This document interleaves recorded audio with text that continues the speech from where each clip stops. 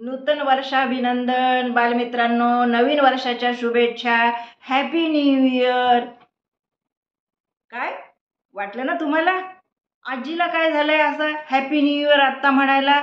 Happy new year तर आपला जानेवारीलाच झालं, 1 जानेवारीला. हो ना? बरोबर मित्रांनो, तुमचं पण आणि माझंही बरोबर आहे.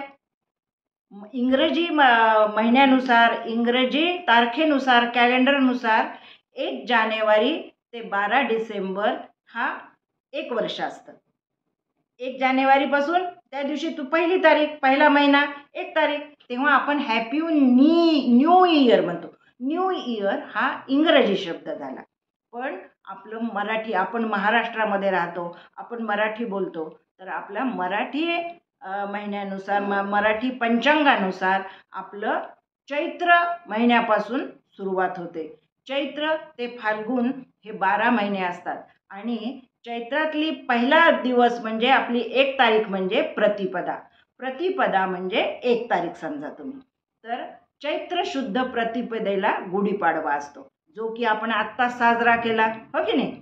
तर ती गुढीपाडवा चैत्र शुद्ध म्हणजे इंग्रजी आणि मराठी दोन्ही महिन्यांप्रमाणे आपण साजरा करतो. पण आपण मराठी लोक असल्यामुळे महाराष्ट्रात राहतो, त्या ह्याच्याप्रमाणे आपण तो साजरा करतो गुढीपाडवा म्हणून. तर चैत्र शुद्ध प्रतिपदेला म्हणजे काय, त्याचा अर्थ काय गुढीपाडव्याचा? की असत्यावर सत्याचा विजय, वाईटावर चांगल्याचा विजय म्हणजे गुढीपाडवा.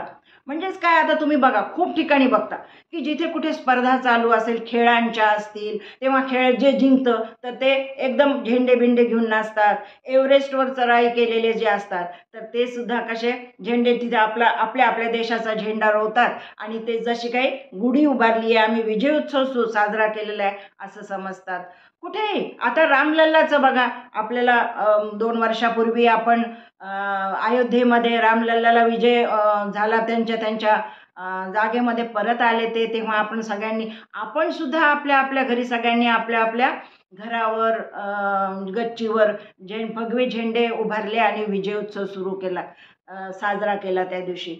आता तुम्हाला समजेल असं, तुम्ही रोज शाळेमध्ये जाता आणि आपला भारतीय राष्ट्रीय उत्सव हिंदुस्थानी लोकांचा कोणता आहे बरं? 15 ऑगस्ट आणि 26 जानेवारी. त्या दिवशी आपण तिरंगा फडकवतो की नाही आपल्या. आता मोदीजींनी सांगितल्यापासून आपण आपल्या घरांवर पण तिरंगा फडकवतो. तर तो काय की आपल्या देशाचा विजय उत्सव आहे. तर त्याचप्रमाणे गुढीपाडवा त्या दिवशी सुद्धा विजय उत्सव आपण साजरा केला जातो. आता खरं गुढीपाडव्याच्या अनेक कारणं आहेत, पण तुमच्या बालबुद्धीला झेपेल असं तुम्ही हे एवढंच लक्षात ठेवा की चांगल्यावर वाईटाचा म्हणजे विजय केले, असत्यावर सत्याचा विजय आणि चांगल्या याच्यावर वाईट वाईट सगळं काढून टाकलेल्या प्रवृत्तींचा विजय जो झालेला असतो तो म्हणजे गुढीपाडवा. आता आपला देश बघा, कृषीप्रधान देश आहे आणि त्याच्यामध्ये प्रत्येक सण उत्सव असतात आणि प्रत्येक सण उत्सवाला धार्मिक आणि म्हणजे वैज्ञानिक पण कारण आहे, शास्त्रीय कारण पण आहे. आता धार्मिक कारण तर तुम्हाला सांगितलं मी की तुम्ही तेवढंच तुमच्या बालबुद्धीला झेपेल एवढं लक्षात ठेवा. पण शास्त्रीय कारण तर तुम्ही जाणूच शकता, समजूच शकता, कारण तुम्ही सायन्स शिकलेला आहात, तुम्ही विज्ञान शिकलेले आहात, तर तुम्हाला ते कळू शकतं. आता बघा ना, ह्या दिवसामध्ये कसं सगळे जुने पानं सगळ्या झाडांचे गळून पडलेले असतात आणि नवीन पालवी फुटलेली असते. सगळे कोवळे कोवळे नवीन नवीन आणि हिरवगार सगळीकडे झालेलं असतं. आपण त्या दिवशी गुढीपाडव्याला पण काय करतो, आंब्यांची तोरणं दारांना लावतो, कडुलिंबाची पालं, तर ते सगळं कोवळं कोवळं छान सगळं झालेलं असतं. आता गुढीपाडव्याला आपण काय करायचं असतं, सकाळी लवकर उठायचं आणि बाहेर सगळे आईनी, आजीनी, बहिणींनी सगळे अगदी सडा घालून रांगोळ्या रेखाटलेल्या असतात. कसं त्या दिवशी एकदम प्रसन्न वाटतं की नाही त्याच्यामुळे. आणि तुम्ही सुद्धा नवे नवे कपडे घालतात, नवीन नवीन सगळं छान अगदी साज शृंगार करून तयार होता. आणि मग त्या दिवशी त्या काय करायचं असतं की एक उंच काठी घ्यायची असते आणि त्या काठीला पण न्हाऊमाखू घालायचं असतं, म्हणजे तिला आंघोळ घालायची असतं, स्वच्छ करायची असते ती काठी. आणि तिला पण एक रेशमी वस्त्र, साडी असं नेसवायचं असतं. आणि त्याच्यामध्ये मग एक घरातलाच एखादा आपण चांदीचा, तांब्याचा, पितळेचा त्या काठीवर त्या साडी नेसवल्यानंतर त्याच्यावर उलटा ठेवतो. आणि त्याच्यामध्ये काय करतो, कोळी कोळी लिंबाची आणि आंब्याची पानं खोवतो. त्याला एक छान सुगंध फुलांचा हार घालतो, गाठी घालतो. आणि ती जिथे आपण गच्चीवर उंच ठिकाणी उभारतात की नाही, तर गच्चीवर, खिडकीवर, तर त्या ठिकाणची जागा सगळी साफ करावी लागते, छान स्वच्छ धुवून.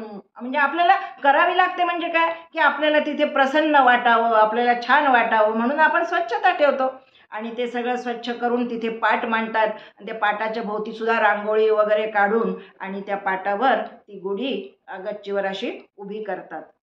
आणि त्याच्यावर मग काय केलं जातं, की तिथे त्याला फुलवात ओवाळून वगैरे श्रीखंडाचं नैवेद्य दाखवला जातो. आता बालमित्रांनो, सांगा बरं, त्या दिवशी अजून काय काय केलं जातं. आपण ती कोळी लिंबाचे पानं, नवीन नवीन आलेले जे फुलं असतात, तर त्याचा आपण औषध म्हणजे आपण तो प्रसाद म्हणून खातो. काय काय केलं जातं, ती फुलं घेतल्या जातात, तिला स्वच्छ धुवून त्याच्यामध्ये मध किंवा गूळ, चिंचेचा कोळ, हिंग वगैरे, प्रत्येकाची करण्याची पद्धत वेगळी आहे, ते सगळं घालून आपण त्याचा प्रसाद म्हणून हातावर प्रत्येकाला देतो. आणि ते प्राशन करायला लागतं. आणि ते कडू असतं बरं का, पण तरीही छान लागतं. आपण प्रसाद म्हणून घेतो, पण त्याला शास्त्रीय कारण पण आहे. कारण लिंबाचं, ते कडुलिंबाचं झाड हे आरोग्यासाठी खूप छान असतं. आणि ते खाल्ल्यानंतर आपल्याला वर्षभर त्याचं आरोग्य आपल्याला प्रदान होतं. कारण ते खाल्ल्याने आपल्या शरीरामध्ये सुद्धा गारवा निर्माण होतो. आपल्याला त्या लिंबाची पानं आंघोळीच्या पाण्यामध्ये टाकून आंघोळ केल्या जाते. ते गारवा वर्षभर छान राहतो, कारण आता उन्हाळा सुरू झालेला असतो. आणि आपल्याला मग त्याच्यामुळे त्वचा रोग पण आपल्याला होत नाहीत, असं शास्त्रामध्ये, पुस्तकांमध्ये सांगितलेलं आहे. नंतर काय, गाठी गाठी माहिती आहे ना तुम्हाला. तर ती गाठी सुद्धा दिली. ती गाठी सुद्धा काय असते, की गाठीमध्ये सुद्धा थंडावा, गारवा असतो. आणि त्याच्यामुळे काय होतं, की ती गाठीचं पाणी पण लहान मुलांना दिलं जातं. आणि ह्या गाठी सुद्धा सगळ्या लहान मुलांना, गुढीला तर आपण घालतो आणि लहान मुलांना पण देतो, पांढरे कपडे देतो, गाठी देतो. याचं सगळं कारण काय असतं, की आपल्या मुलांना आता गरमी सुरू झालेली असते, त्याच्यामुळे त्यांच्या शरीराला गारवा पोहोचावा आणि त्याच्यामुळे त्यांचं आरोग्य नीट राहावं म्हणून हे सगळं दिलं जातं. आणि त्याच्यानंतर मग श्रीखंड तर तुम्हाला माहिती, घरोघरी श्रीखंडपुरी गुढीपाडव्याला केलं जातं. कारण काय, साधं सोपं आहे, तुम्हाला माहिती आहे. कारण त्या दिवसामध्ये गरमी सुरू झालेली असते बाहेर. उन्हामधून बाहेर आल्यानंतर आपल्याला थंड थंड काहीतरी खावं वाटतं, आंबट आंबट काहीतरी खावं वाटतं. तर आंबट गोड असं सगळं जायफळ घालून तयार केलेलं श्रीखंड खायचं आणि छान झोपायचं, हो की नाही. हेच त्याच्या मागचा सगळा उद्देश असतो. आणि असा गुढीपाडवा म्हणजेच या वर्षाचं, आम्हाला नवीन वर्षाचं आम्हाला सुख समृद्धी प्राप्त हो, असं त्या गुढीला आपण प्रार्थना करतो. आणि आपल्याला हे नवीन वर्ष छान आम्ही सुरुवात करतो, असं आपण त्या गुढीला सगळं झाल्यानंतर नतमस्तक होऊन प्रार्थना करून म्हणतो, की आमच्याकडून भगवंता, आम्हाला तर सुख समृद्धी देच, पण आमच्या समाजासाठी, आमच्या राष्ट्रासाठी आम्हाला हे निष्काम कर्म, सत्कर्म आमच्याकडून घडू दे, अशी आपण त्या गुढीला प्रार्थना करतो. आणि असाच विजय सतत सतत आमच्याकडून घडू दे, ही पण प्रार्थना करतो.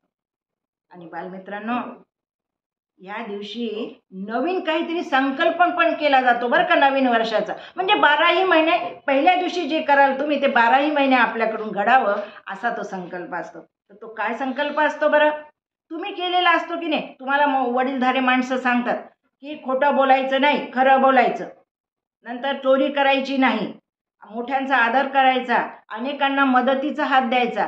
हे तर तुम्ही नेहमी करताच.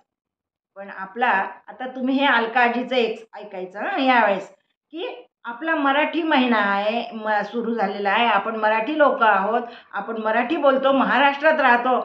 तर ह्या वर्षाचा गुढीपाडव्याचा संकल्प तुम्ही 12ही महिन्यांची आपली मराठी नावं पाठ करायची. घरामध्ये तुम्हाला आजी आजोबा बाकीचे आई बाबा सुद्धा तुम्हाला सांगू शकतील, किंवा इंग्रजी कॅलेंडरवर सुद्धा मराठींची नावं असतात सगळी लिहिलेली.